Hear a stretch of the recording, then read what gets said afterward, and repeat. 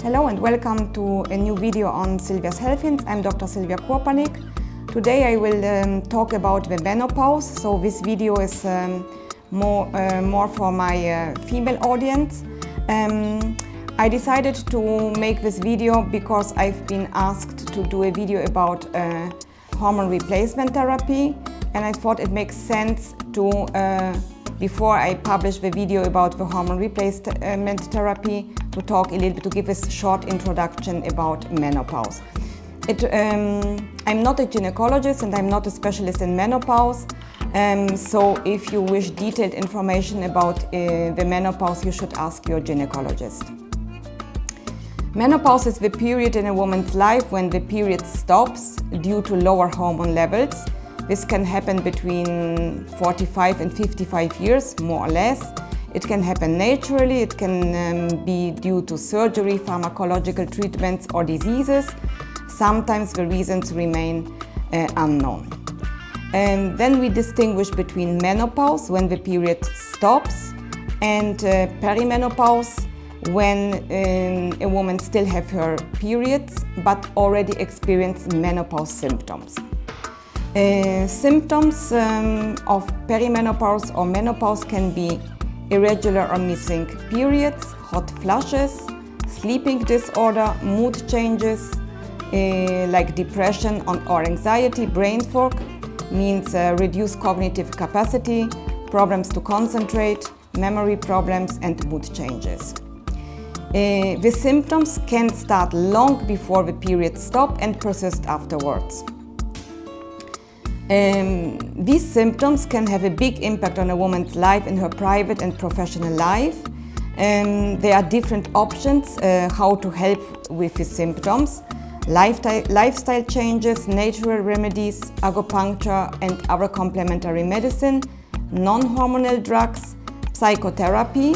And if all this doesn't help and the symptoms become invalidating, then there's the possibility to give pharmacological replacement of the hormones called HRT, which will be treated in my next video. I think at this point it is very important to say, to underline that a woman shouldn't be scared about the menopause. They shouldn't be expecting some terrible thing to happen in their life, because they should be aware that it is a natural process of life and not a disease. I have a lot of patients, female patients, with still regular periods, but they are convinced to suffer already from perimenopause symptoms.